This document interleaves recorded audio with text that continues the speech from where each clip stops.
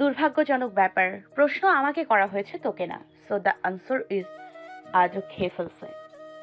বারিশ গম্ভীর মুখে ভ্রু নাচিয়ে বলল, তোমাদের অবগতির জন্য জানানো যাচ্ছে যে দুজনের একজনেরও আনসার সঠিক হয়নি। আর কান্ট বিলিভ এত সহজ একটা টেন্স তুমি পারলে না নোভা। এটা কিন্ডার গার্ডেনের বাচ্চারাও পারবে। আর আদা তুমি কি না? থেমে গেল বারিশ। আসানের আকাশ ঘোড়া দেখে হাসাহাসি করছে তিজা, প্রণতা, আনস। গলা খাকারি দেওয়ার শব্দে সবাই একত্রে বারিশের পানে তাকালো। তার ভয়ঙ্কর চাহনি দেখে চুপসে গেল সবাই। আসান ফের নিজের ড্রয়িং কমপ্লিট করতে লেগে পড়ল। আনস সুযোগ বুঝে তৈ তৈ করে কেটে পড়ল। প্রণতা, তিজা নিজেদের মাঝে ফিসফিস করে কথা বলতে লাগলো। তবে যাদের উদ্দেশ্যে কথাগুলো বলেছিল ওরা নিজেদের মাঝে ব্যস্ত। আর তো দুজনকে বলল, কিরে, তুই ওয়ালপেপার চেঞ্জ করেছিস? ওই দিন পাহাড়ি কাপড়ে তুলছিলাম। দেখ, ঝাক্কাস না? আমি তো এমনি ঝাক্কাস। আমার ছবি খারাপ আসার প্রশ্নই ওঠে না। ওয়েট, আমিও আমারটা চেঞ্জ করে নেই। বারিশ আর কিছু বলল না। কল আসার বাহানায় বেরিয়ে গেল সেখান থেকে। মিল্কি ওয়ে গ্যালাক্সির এক ঝলক ভেসে আসছে আকাশে। তিমির রাতে অসম্ভব সুন্দর এক দৃশ্য ফুটে উঠেছে। ট্রেনের খোলা দরজার সামনে দাঁড়িয়ে আছে নুভা।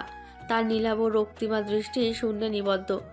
সেলফোনটা বা হাত মুষ্টিবদ্ধ করে ধরা। আমাদের বাঙালিদের মধ্যে একটা কথাই প্রচলন আছে, বেশি হাসলে পরে কাঁদতে হয়। আদৌ কি সত্যি কি না তা জানা নেই, তবে আজ সেই প্রভাত প্রতিফলিত হচ্ছে। এই কয়দিন হইচই আনন্দ উল্লাসে কেটেছে বেশ ফুরফুরে। মেজাজ ছিল নুভার, তবে ফোনে 1 মিনিটেরও কথোপকথন সেই হাসি হাসি ভাবটা কর্পূরের ন্যায় উবে গেছে। রাগের চোটে দেহের রক্ত টকবক করছে। মস্তিষ্কে রন্ধে রন্ধে জানান দিচ্ছে নিজের ওপর ধিক্কার। আচ্ছা, সৃষ্টিকর্তার কাছে যদি এই প্রাচুর্য, আলিশান, বিলাসবহুল জীবনের একটা সাধারণ জীবন চাই, তাহলে কি সেটা অপরাধ হিসেবে গণ্য হবে?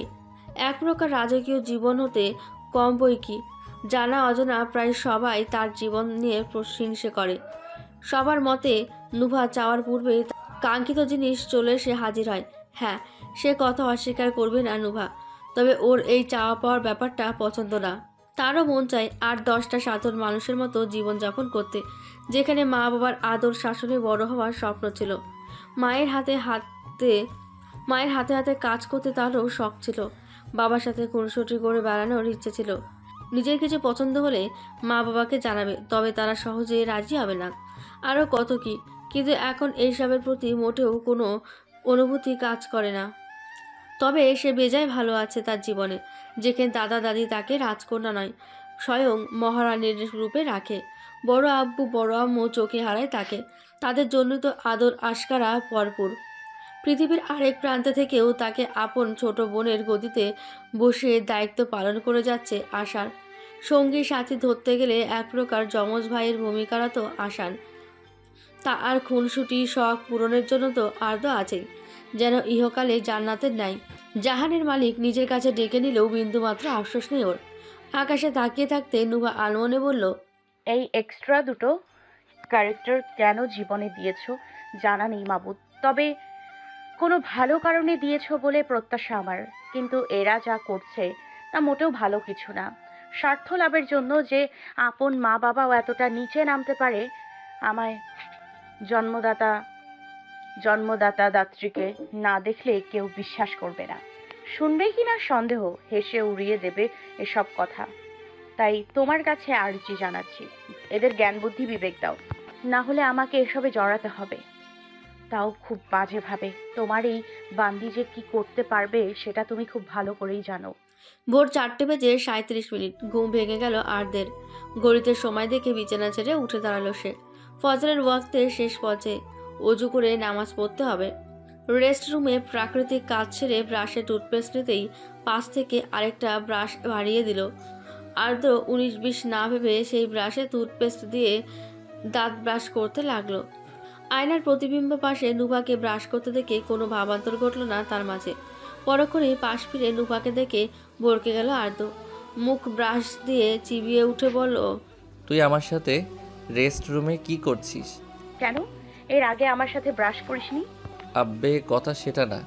আর এটা তোর বাসা না যে যেখানে মন চাই ঢুকে পড়লি। কেউ যদি দেখে তাহলে কি ভাববে?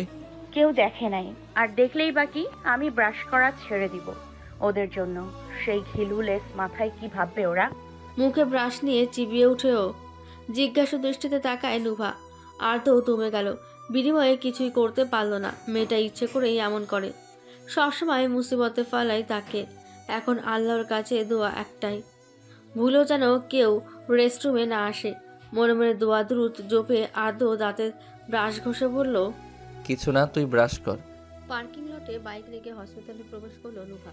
রিসেপশনের দিকে এগিয়ে যেতেই এক ছেলে এসে হাজির হয় সম্মুখে। ছেলেটা ভদ্রভঙ্গিতে সালাম দিল। নুভা সালামের জবাব দিতেই ছেলেটা নমনীয় কণ্ঠে বলল, আপু, এদের 3 তলায় রাখা হয়েছে। আমি এইমাত্র দেখে এসেছি, রাস্তা পুরো ফাঁকা। নুভা কথা না বাড়িয়ে সোজা চলল 3 তলায়। সেখানে প্রায় 12-13টা বেড দখল করে শুয়ে আছে যুবকদ্বয়। নুভা এগিয়ে যায় জানালার ধারে থাকা বেডের পারে। বেডে শুয়ে থাকা ছেলেটার বা পা ঝুলিয়ে রাখা হয়েছে বেড স্ট্যান্ডের সাথে। ডান হাতটা উরুর ওপর ঝুলে আছে। মুখের অবস্থা নাজুক। ডান গালে অংশটুকু যেন থেতলে দেওয়া হয়েছে ভারী কোনো বস্তু দিয়ে। বাঁ চোখটার আশপাশ কালচে রঙা। এছাড়া গায়ের শতাংশের আঘাতের চিহ্ন স্পষ্ট। এক নজর ছেলেটাকে দেখে দৃষ্টি আকর্ষণ করার চেষ্টা করলো নুভা। হঠাৎ কারো গলা খেকারি দেওয়ার শব্দে নড়ে চড়ে ওঠে ছেলেটা। বাঁ চোখটা খুলতেও পারছে না। ডান চোখে পিটপিট করে তাকিয়ে ধীর গলায় বলল, আপনি কে? আয় হায়, ভুলে গেছিস নাকি শুভ? মনে হয় বাদাম খাস না। কণ্ঠস্বরটা কর্ণকুহরে প্রবেশ করতেই আতকে ওঠে শুভ। নিঃশ্বাস ঘন ঘন ওঠানামা করছে। দরদর করে ঘামতে শুরু করেছে সারা দেহ। হাত পা ঠোঁট অসম্ভব ভঙ্গিতে কাঁপছে ওর। স্বয়ং নুভা কি না হাসপাতালে এসেছে। বিশ্বাসই করতে পারছে না এসব। শুভর হাসফাস ভাব দেখে নুভা মৌনতা কাটিয়ে শান্ত কণ্ঠে বলল, শুনলাম তুই বাবা মায়ের একমাত্র সন্তান। তোর মা চায় তুই বিদেশে গিয়ে পড়াশোনা কর। সেই ইচ্ছে রাখতে সকল ব্যবস্থা নিলি ঠিকই, কিন্তু শেষ মুহূর্তে মানুষ রূপে শয়তানের ধোকায় পড়ে গেলি। কাহিনীটা তুই আমাকে পছন্দ করা পর্যন্ত থাকলে এরকম কিছু হতো না, কিন্তু তুই আমার দিকে এগুলি, আর সেই এগিয়ে আসা তোর কাল হয়ে আনলো। যার বলায় এসব করেছিস তার জন্য আফসোস হচ্ছে আমার, কিন্তু যে তোদের এই হাল করেছে তার প্রতি কোনো অভিযোগ নেই আমার। থাকলেও লাভ নেই, ও এমনই। আমি ভাবছি শুধু ও তোদের বাঁচিয়ে রেখেছে কেন। কিঞ্চিত থামলো নুভা। জানালা দিয়ে আসা বাতাসে চোখ মুখ আছড়ে এসে পড়ছে কালো সাদা মিশ্রণ চুলগুলো। বা হাত উঁচিয়ে চুলগুলো পেছনে ঠেলে নুভা ফের বলল, রিলিজ পেয়ে সোজা নিজের মায়ের ইচ্ছে পূরণ করতে বেরোবি বিদেশ। বাংলাদেশের ত্রিসীমানায় যদি তোর ছায়াও পড়ে তাহলে আমি ভুলে যাব তুই এক মায়ের এক সন্তান, তুই এক মায়ের একমাত্র প্রত্যাশা। গম্ভীর কণ্ঠে বাক্য শেষ করে নুভা। শুভর পানে রক্তিম চোখে এক পলক তাকিয়ে প্রস্থান করলো। এদিকে শুভর অবস্থা মরমর। আর একটু থাকলে বোধহয় শ্বাস নেওয়া দায় হয়ে পড়ত। জনমানবহীন পরিবেশে গাছের নিচে দাঁড়িয়ে আচার খাচ্ছে আসান। প্রায় ঘন্টাখানেক হতে চলল নুভা ওকে এখানে দাঁড় করিয়ে গিয়েছে। কোথায় আছে জানা নেই। এর মধ্যে 53 বার কল দিয়ে ফেলেছে আর্দ্র। নুভার ফোনটা আসানের হাতে। খেতে খেতে দেখছে ভাইয়ের পাগলামি। সে বুঝে উঠতে পারে না এত পজিটিভ হওয়ার কি আছে। নুভাকে 24/7 চোখে চোখে রাখাই বা কি দরকার। এখন প্রাপ্তবয়স্ক মেয়েটা, তবুও আর্দ্র কেন এমনটা করে জানা নেই। ভাইব্রেট মোডে করা ফোনটা বাজতে বাজতে থেমে গেল। ঠিক তখনই কানে ভেসে আসলো কাঙ্ক্ষিত কণ্ঠস্বর, আমায় রেখে সব খেয়ে ফেলছিস নাকি? পকেটে হাত গুজে এগিয়ে এলো নুভা। আশা নাচার বাড়িয়ে দিয়ে বলল, ফোনটা নিয়ে গেলে কি হতো? আর্দ্র ভাই কল করতে করতে পাগল করে ফেলেছে। যদি ইম্পর্টেন্ট কিছু হয় তখন? ও তো এমনই, সামনে থাকলে খুঁটিয়ে ঝগড়া বাঁধায়, চোখে আড়াল হলে মহাভারত অশুদ্ধ করে ফেলে। এতক্ষণে গার্ড ছড়িয়ে দিয়েছে পুরো এলাকায়। নুভা আপন মনে আচার খেতে ব্যস্ত। আশানুর হাতে ফোন ধরিয়ে বাইকের চাবি নিয়ে বলল, কল ধর, নয়তো পরে আমার হালুয়া টাইট করবে। আমি গেলাম। বলে বাইক ছুটিয়ে চলে গেল আসান। নুভা কল রিসিভ করার পূর্বেই আর্দ্র হাজির হলো। তড়িঘড়ি করে বাইক থেকে নামতে গিয়ে বেসামাল হয়ে পড়ে যেতে নিল। পরে করে নিজেকে ধাতস্থ করে দাঁড়ায় আর্দ্র। নুভা আচারের প্যাকেট পাশে থাকা ডাস্টবিনে ফেলে বলল, এত তাড়াহুড়ো করার কি আছে রে? আমি তড়িৎ গতিতে এসে নুভাকে জাফরে ধরল আর্দ্র। নুভা অবাক হলো কিঞ্চিত। প্রায় তো এভাবে হুটহাট হারিয়ে যায় সে।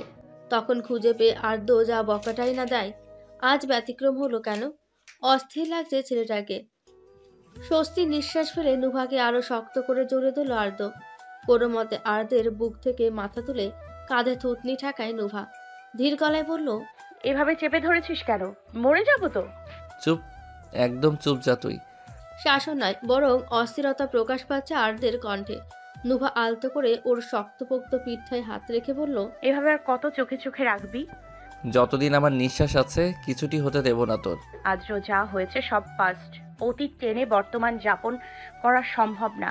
তখন আমি অনেক ছোট ছিলাম, কি হচ্ছিল আমার সাথে বুঝতে পারিনি। কিন্তু এখন আমার বিবেক বুদ্ধি আছে বিচার করার জন্য।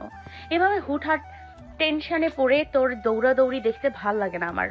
চিল থাকবি, ঝগড়াঝাটি, তর্ক বিতর্ক, হাতাহাতি, মারামারি, যা মন চায় করবি আমার সাথে, নো প্রবলেম, বাট এসব করবি না। আর্দ্র কিছু বলতে গিয়েও বলতে পারল না। কথাটা আটকে গেল গলায়। কি করে বলবে? ওকে বিপদ খুবই নিকটে, আর তার যে কোনো সময় ঝাঁপিয়ে পড়বে, টের পাওয়ার সুযোগ নেই। কিভাবেই বা সামাল দেবে সেই পরিস্থিতি? কালো মেঘে আচ্ছাদিত আসমান, ঝড় হওয়ার পূর্বাভাস সবখানে। ক্ষণে ক্ষণে আকাশ কাঁপিয়ে বজ্রপাত হচ্ছে। সেই ভয়ঙ্কর শব্দে কেঁপে উঠছে শহর। তিজা মাত্রই অনুকে পড়িয়ে বের হলো।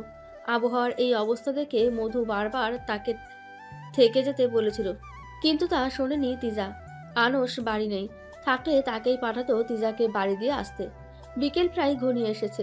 এখন না ফেললে প্রকৃতির চেয়ে বিশাল ঝড় তার বাড়িতে বয়ে যাবে, যার একমাত্র চিহ্ন রয়ে যাবে তিজা। রাস্তায় এদিক সেদিক তাকিয়ে রিক্সা খুঁজে না পেয়ে হতাশায়ও। যে রিক্সাগুলো আসছে সবগুলোতে কেউ না কেউ আছে। আফা, যাইবেন? চকিত ভঙ্গিতে পেছনে তাকায় তিজা। বুকে হাত গুজে বাইকে বসে আছে একটা ছেলে। কালো হেলমেটে চোখ মুখ ঢাকা থাকা সত্ত্বেও তাকে চিনতে বিন্দুমাত্র বেগ পেতে হলো না তিজার। মুচকি হেসে এগিয়ে এসে বলল, যাবো তো ভাই, ভাড়া কত নিবেন? ভাড়া লাগবে না, চাইলে কাবিননামায় সাইন করে দিতে পারেন, মাইন্ড করব না। লজ্জায় মাথা হেঁট হয়ে গেল তিজার। অন্যদিকে মুখ ফিরিয়ে নিতেই আসান চেঁচিয়ে বলল, এই এই, আসান ওরহানের বউয়ের ভরা মজলিসে লজ্জা পাওয়ার কোনো অধিকার নেই। সে শুধু আসানের সামনেই অপ্রস্তুত হয়ে পড়বে। তিজা টমেটোর মতো লাল গাল দুটো ফুলিয়ে কণ্ঠে চাপা সুর টেনে বলল, এইসব কোন ধরনের কথা বলছো তুমি? রিক্সার মজলিস এখন, আর সবাই তো নিজ রিক্সার উডের তলেই আছে, সমস্যা কোথায়? তিজা বলতে নিলে তাকিয়ে থামিয়ে দিল আসান। ইশারা করলো পেছনে বসতে। তিজা আর চোখে আসানের পানে চেয়ে দূরত্ব রেখে বাইকে উঠে বসলো। ওর কাণ্ড দেখে হেলমেটের আড়ালে মৃদু হাসলো আসান। বাইক স্টার্ট দিয়ে ইচ্ছে করে জোরে টান দিল। তাল সামলাতে না পেরে ঠাস করে আসানের পিঠে ধাক্কা খেলো তিজা। ধরে বসো, পড়ে যাবে। উপায়ান্তর না পেয়ে মনে মনে আসানকে ডজন খানিক বকা দিয়ে তিজা ওর জ্যাকেট খাবলে ধরে বসলো। ঠোঁটের হাসি প্রসারিত করে আসান বাইকের স্পিড বাড়িয়ে গান ধরল, আমি তোমার সাথে মন মিলাইয়া পড়ছি বড় বিপদে, বোঝো না গো ভালোবাসা, ফালাইছো প্রেমের ফাঁদে। খট করে তিজা খাবলে ধরা জ্যাকেটের মধ্যে চিমটে কাটতে শব্দ করে হেসে উঠল আসান। পুকুর পাড়ে বসে ঝোড়ো হাওয়া উপভোগ করছে প্রণতা। ঠিক পাশে গালে হাত দিয়ে বসে ওকে দেখতে ব্যস্ত আনস। বৃষ্টির চেয়ে নাকি ঝড় বেশি পছন্দ প্রণতার। পছন্দটা যে নুভার থেকে পাওয়া তাও খুব ভালো করে জানে আনস। সেই মেয়ে তো মেঘের গর্জন শুনতেও বেশ ভালো লাগে। হাসান রাজা প্যারের প্রেমে মজিল রে, নেশা লাগিল রে, বাঁকা দু নয়নে নেশা লাগিল রে। হকচকিয়ে ঘাড় ফিরিয়ে পেছনে তাকায় আনস প্রণতা। আর্দ্র নুভা এগিয়ে আসছে এদিকেই। ওদের দেখে ফোঁস করে নিঃশ্বাস ছাড়ল প্রণতা। আর একটু হলে ভয়ে দম আটকে অক্কা পেত।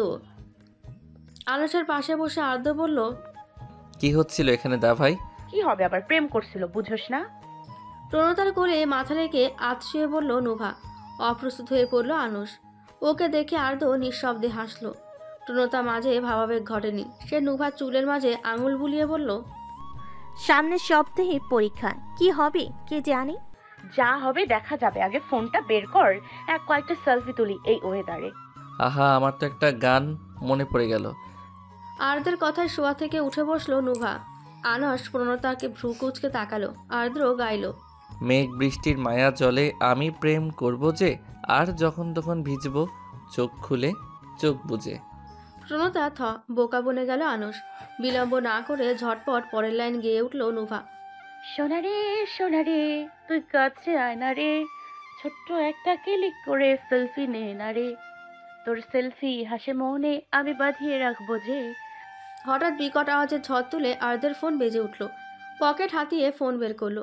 রিসিভ করে কানে ধরে সালাম দেয় আর্দ।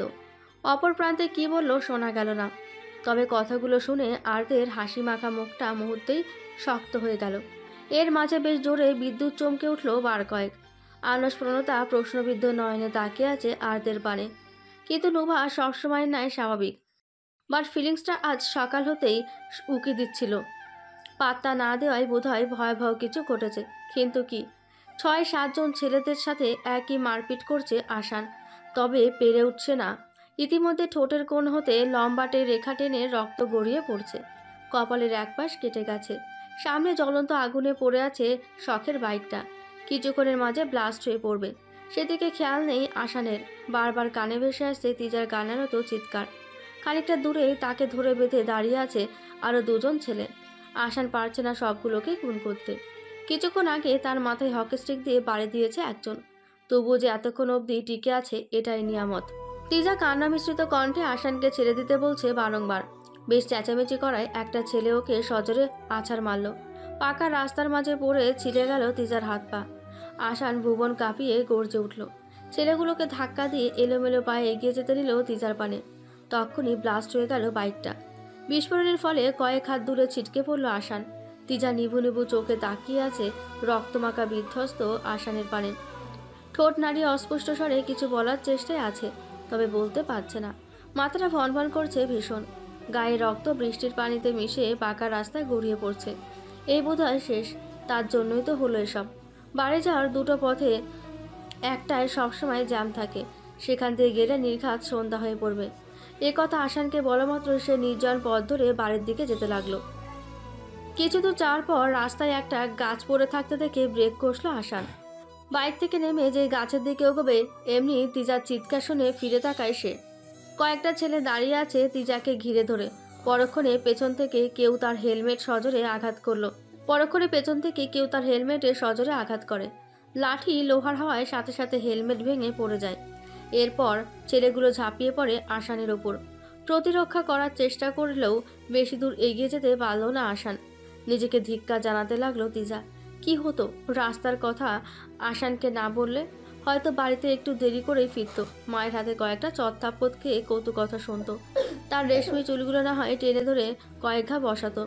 কিন্তু আসান তো সহি সালামত থাকতো, সুস্থ থাকতো এখন সে।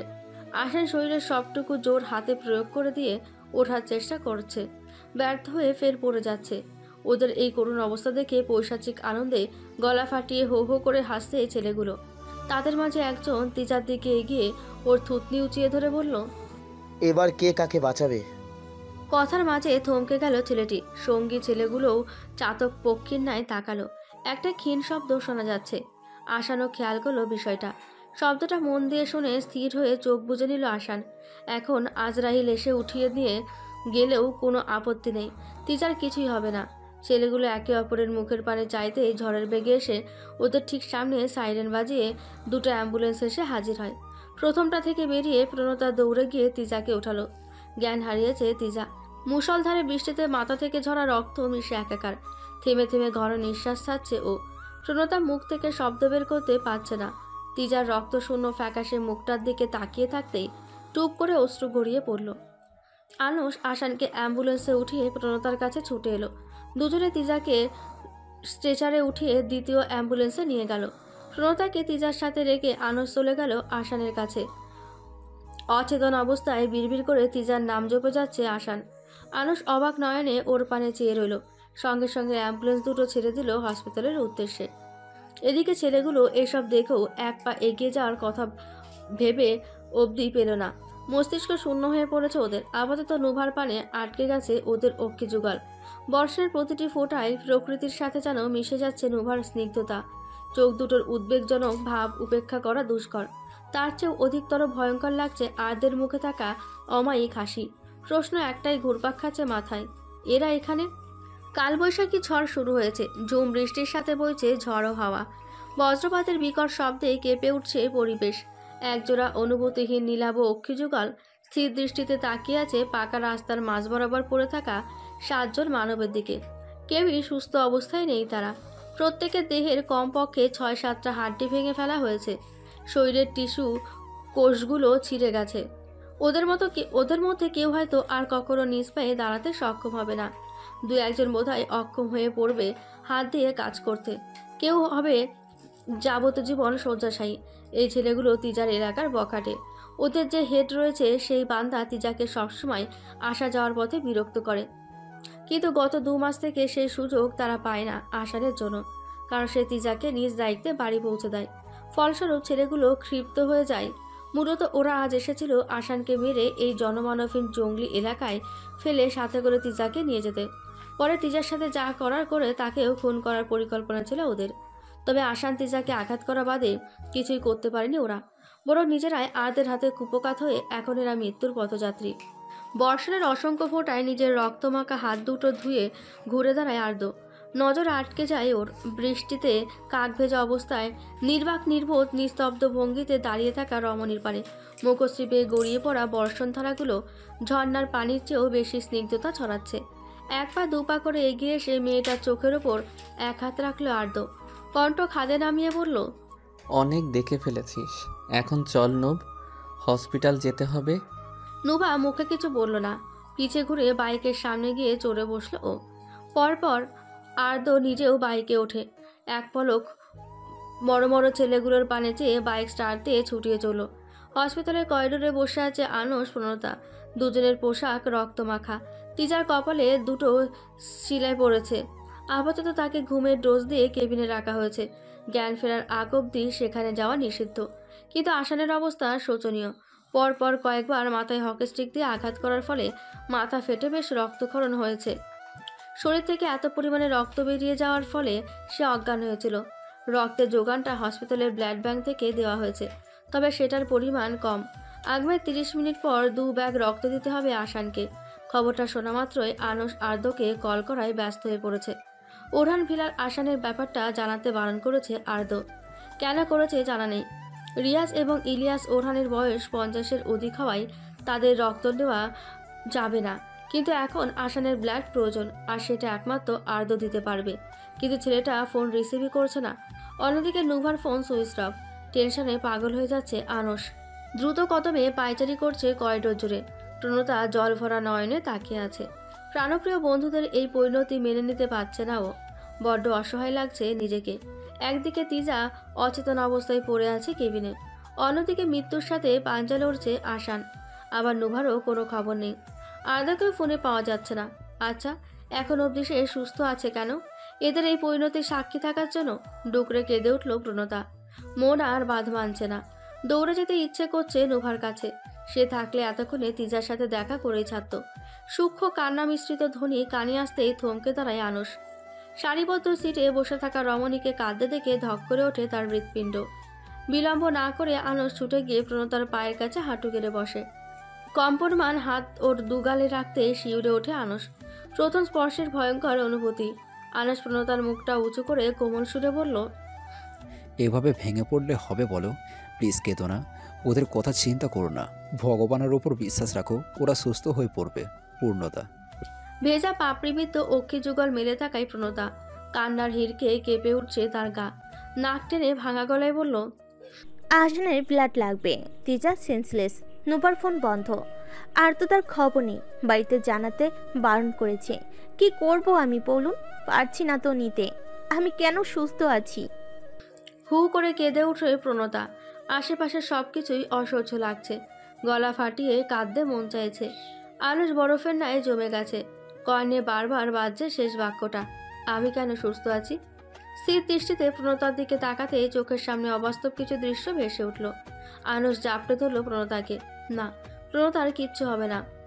ঠাঁই পেয়ে প্রণতার কান্নার বেগ বেড়ে গেল। আনুশের কাঁধে মাথা রেখে শার্টের কলার খামচে বাঁধ ভাঙা নদীর ন্যায় কাঁদছে সে। প্রণতার মাথা চেপে ধরে তাকে নিজের সাথে মিশিয়ে নিল আনুশ। প্রণতার চক্ষু হতে ঝরা প্রতিটা অশ্রু অগ্নিশিখার ন্যায় আছড়ে পড়ছে তার হৃদয়ে। আনুষ, চিরপরিচিত কণ্ঠ শুনে চমকায় দুজনে। মাথা ঘুরিয়ে দেখতেই স্তব্ধ হয়ে গেল ওরা। প্রণতার দু হাত আপনা আপনি ছেড়ে দিল শার্টের কলার। আনুষ ধীরে ধীরে বসা থেকে উঠে দাঁড়ায়, চোখ দুটোও ছলছল করছে সম্মুখে দাঁড়িয়ে থাকা লম্বাটে ব্যক্তিকে দেখে। বৃষ্টির পেরিয়ে এখন ঝড় শুরু হয়েছে।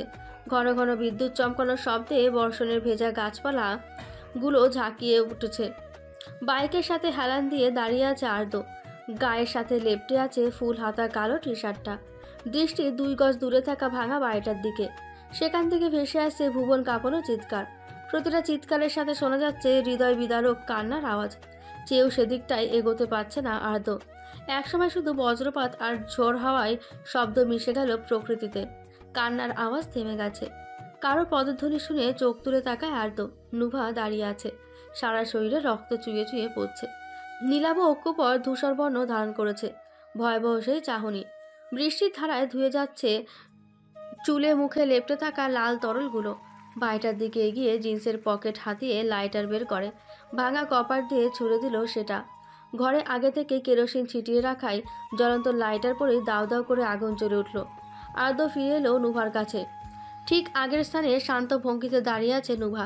আর্দ্র বাইকের সিটের পাশে থাকা গোপন পকেট হতে মাঝারি সাইজে টাওয়াল বের করে নুভার গায়ে থাকা রক্ত মুছতে লাগলো। ওর পোশাকে থাকা রক্ত ঝেড়ে দিল আর্দ্র। বাইকে চড়ে নুভার হাত ধরে টেনে ওকে সামনে বসে বাইক স্টার্ট দিল সে। একটু নড়ে চড়ে উঠল মেয়েটা। প্রশস্ত বুকটায় কপাল ঠেকিয়ে বিড়বিড় করে নুভা বলল, মামা মাফ করে। আর্দ্র নুভাকে এক হাতে জড়িয়ে ধরে ওর মাথায় থুতনি ঠেকিয়ে আদুরে কণ্ঠে বলল, তোর সিদ্ধান্ত ঠিক ছিল। ওরা এসবের যোগ্য। I am proud of you নুভ। আর্দ্রের উড়ুতে মুখ গুজে 2 হাত বাড়িয়ে জড়িয়ে ধরল নুভা। বেশিক্ষণ বৃষ্টিতে ভেজায় মাথাটা ভার হয়ে আছে। আর্দ্র নুভার কোমর চেপে ওকে নিজের সাথে মিশিয়ে বাইকের স্পিড বাড়িয়ে দিল। যত জলদি সম্ভব হসপিটালে পৌঁছাতে হবে। পিটপিট করে চোখ খুলে তাকায় তিজা। চারপাশ ঘোলাটে দেখাচ্ছে। বার কয়েক পলক ফেলে পূর্ণ দৃষ্টি মেলে চায় ও। কোথায় এলো সে? যেদিকে নজর যায় শুভ্র রঙে ঘেরা। পাশ ফিরতেই কপালে টান খেলো মেয়েটা। ব্যথায় কুকড়ে ওঠে আর শব্দে চেঁচিয়ে উঠল মৃদু। তক্ষুনি হুড়মুড়িয়ে দরজা দিয়ে প্রবেশ করলো এক মাঝবয়সী মহিলা। পোশাক দেখে নার্স মনে হচ্ছে তাকে। নার্স তিজার জ্ঞান ফিরেছে দেখে দ্রুত পায়ে বেরিয়ে গেল রুম থেকে। সেকেন্ড কয়েক বাদে ফিরে এলো ডক্টর এবং আরেক নার্সকে সাথে নিয়ে। ডক্টর এগিয়ে এসে তিজার কবজি ধরে পালস পরীক্ষা করতে লাগলেন। মেশিনগুলোতে চোখ বুলিয়ে জিজ্ঞেস করলেন, কেমন অনুভব করছেন ত্রিজা? বডির কোথাও পেন ফিল হচ্ছে আপনার? তিজা কপালের দিকে ইশারা করে। ডক্টর কপালে সাদা ব্যান্ডেজটা পরখ করে বললেন, আপনার কপালে 2টো শিলি পড়েছে। আমার জানা মতে দুপুরের দিকে আপনার অ্যাক্সিডেন্ট হয়েছিল। আল্লাহর অশেষ রহমতে। তড়িৎ গতিতে শোয়া থেকে উঠে হাতের ক্যানেল খুলে ছুড়ে দিল তিজা। ডক্টর নার্স কিছু বুঝে ওঠার পূর্বেই তিজা দৌড়ে বেরিয়ে গেল কেবিন থেকে। করিডোরে প্রণতাকে দেখে ছুটে গিয়ে ওর বাহু চেপে ধরল মেয়েটা। আসান কই? কোথায় ও? কই নিয়ে গেছে ওকে? এক্ষুনি নিয়ে চল আমায়, এক্ষুনি চল। উন্মাদের মতো চেঁচিয়ে যাচ্ছে তিজা। চোখের সাদা অংশগুলো লাল হয়ে গেছে। এলোমেলো চুলগুলো সারা মুখে পিঠে ছড়িয়ে আছে। প্রণতা তিজার গালে মাথায় হাত বুলাতে বুলাতে বলল, দোস্ত শান্ত হ। আসানের সার্জারি হয়েছে মাত্র। মাথায় 6টা শিলি পড়েছে। অনেক বেশি ব্লাড বেরিয়ে গেছে শরীর থেকে। এখন ঘুমাচ্ছিও। তুই থাম তিজা, কাম ডাউন। কোথায়? এখনো আইসিইউতে। প্রণতাকে ছেড়ে ফের দৌড় লাগায় তিজা। কিন্তু এবার নার্সরা ধরে ফেলে ওকে। তিজা ছটফট করতে লাগলো। দুজন নার্স মিলে ওকে থামাতে হিমশিম খাচ্ছে। তিজা বারবার চিৎকার করে আসানের কাছে যাওয়ার কথা বলছে। ডক্টর এসে তিজার অবস্থা দেখে বামে তাকায়। আনসের পাশে দাঁড়িয়ে থাকা ব্যক্তিটি বিনা বাক্যে তাকে অনুমতি দেয়। আদেশ পেয়ে মাথা নাড়িয়ে ডক্টর এগিয়ে যায় তিজার কাছে। আশ্বাস দিয়ে সে বলল, আমি আপনাকে নিয়ে যাব, আগে আপনি শান্ত হন। তিজা হাত পা ছোড়াছুড়ি করা থামায়।